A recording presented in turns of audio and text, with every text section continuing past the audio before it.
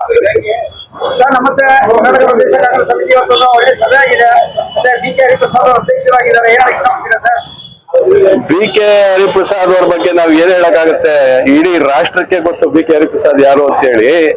ಅವ್ರ ಸೇವೆನ ಇವತ್ತು ಬಹಳ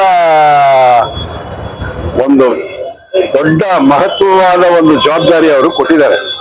ಅವ್ರ ಸೇವೆನ ಗುರ್ತಿಸಿ, ಆಯ್ತಾ? ಈಗೇನಂದ್ರೆ ಅಟ್ಲೀಸ್ಟ್ ಈಗ ಇವ್ರು ಬಂದ್ಮೇಲೆ ಕಾರ್ಯಕರ್ತರು ಬಹಳ ಖುಷಿಯಾಗಿದ್ದಾರೆ. ಯಾಕಂದ್ರೆ ಕಾರ್ಯಕರ್ತರನ್ನ ಗುರುತಿಸ್ತಾರೆ ಅಂತ ಹೇಳಿ ಕಾರ್ಯಕರ್ತರು ಕಾಯ್ತಾ ಇದ್ದಾರೆ. ಅದನ್ನ ಪ್ರಪ್ರಥಮವಾಗಿ ಅದನ್ನು ಮಾಡಬೇಕು. ಒಂದು. ಎರಡನೇದು ಬಂದು ಚುನಾವಣೆ ಬಹಳ ಹತ್ರ ಇದೆ. ಕಾರ್ಯಕರ್ತರನ್ನ ಬಹಳ ಗಮನಿಸ್ಕೊಳ್ಳಿಲ್ಲ ಅಂದ್ರೆ ಕಷ್ಟ ಆಗ್ತದೆ. ಅಲ್ಲ, ಇವಾಗ ಪರಿಗಣಿಸದೇ ಇರೋರು ಇದ್ರು ಅದಕ್ಕಾಗಿರ್ಲಿಲ್ಲ. ಈಗ ಪರಿಗಣಿಸೋರು ಬಂದವರಲ್ಲ, ಇವ್ರ ಕಾಲಘಟ್ಟದಲ್ಲಿ ಆಗ್ತದೆ. ಸರ್, ಮತ್ತೆ ಸಿಬಿಐ ಚುನಾವಣೆ ಎಲೆಕ್ಷನ್ ಸುಪ್ರೀಂ ಕೋರ್ಟಿನ 4 ಸಲ ಆರ್ಡರ್ ಬಂದಿದೆ. ಮಾಡಿ ಎಲೆಕ್ಷನ್ ಮಾಡಿ ಮುಗಿಸಿಲ್ಲ. 4 ಸಲ ಆರ್ಡರ್ ಬಂದು ಏನು ಇಲ್ಲ ಅದು ಕಾನೂನು ಪ್ರಕಾರ ಮಾಡ್ತಾರೆ. ಈಗ ಸರ್ಕಾರದ ಕೈಯಲ್ಲೆಲ್ಲ ಕೋರ್ಟ್ ಆರ್ಡರ್ ಆಗಿರೋದು, ಹಾಗಾಗಿ ಅದ್ರ ಪ್ರಕಾರ ಮಾಡೇ ಮಾಡ್ತಾರೆ. ಸರ್, ಇನ್ನೊಂದು ವಿಷಯ, ಮುಖ್ಯಮಂತ್ರಿಗಳು ಮಾಜಿ ಮುಖ್ಯಮಂತ್ರಿಗಳಾದ ಸಿದ್ದರಾಮಯ್ಯನವರು ಅವರು 2 ವರ್ಷ 3 ವರ್ಷ ಕಂಪ್ಲೀಟ್ ಮಾಡಿ ಈಗ ಡಿ.ಕೆ. ಶಿವಕುಮಾರ್ ಅವರು ಮುಖ್ಯಮಂತ್ರಿ ಆಗಿದ್ದಾರೆ. ಸಿದ್ದರಾಮಯ್ಯನವ್ರ ಬಗ್ಗೆ ತಾವೇನ್ ಹೇಳ್ತೀರಾ ಸರ್?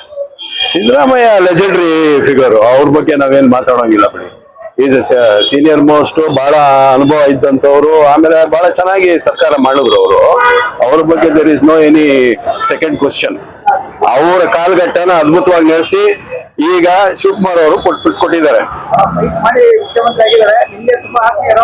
ಇಲ್ಲ, ಫೈಟ್ ಅನ್ನೋದಕ್ಕಿಂತಾನು ಅವರು ಆಗ್ಲೇಬೇಕು ಅನ್ನೋ ಒಂದು ಧ್ಯೇಯ ಇತ್ತಲ್ಲ, ಅದನ್ನ ಸಂಪೂರ್ಣವಾಗಿ ಅವರು ಫುಲ್ ಮಾಡ್ಕೊಂಡಿದ್ದಾರೆ.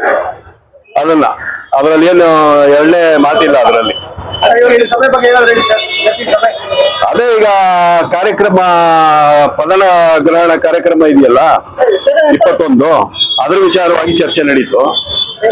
ಅದೇ ಸಂಘಟನೆ ಹೇಗ್ ಮಾಡ್ಬೇಕು, ಏನ್ ಮಾಡ್ಬೇಕು, ಯಾವ ತರ ಇದು ಮಾಡ್ಬೇಕು, ಕಾರ್ಯಕ್ರಮ ಮಾಡ್ಬೇಕು ಅಂತ ಬರೀ ಅಷ್ಟು ನಡೆದಿದೆ. ಬೇರೆ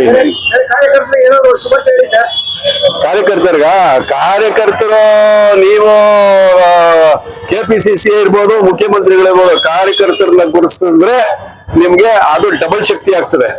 ಸರ್ಕಾರ ಇರೋದು ಒಂದ್ ಶಕ್ತಿ ಆದ್ರೆ ಕಾರ್ಯಕರ್ತರು ಗುರುತಿಸಿದ್ರೆ ಅದು ಡಬಲ್ ಶಕ್ತಿ ಆಗ್ತದೆ. ಅದು ನಿಜವಾದ ಗೆಲುವನ್ನ ಕೊಡ್ತದೆ.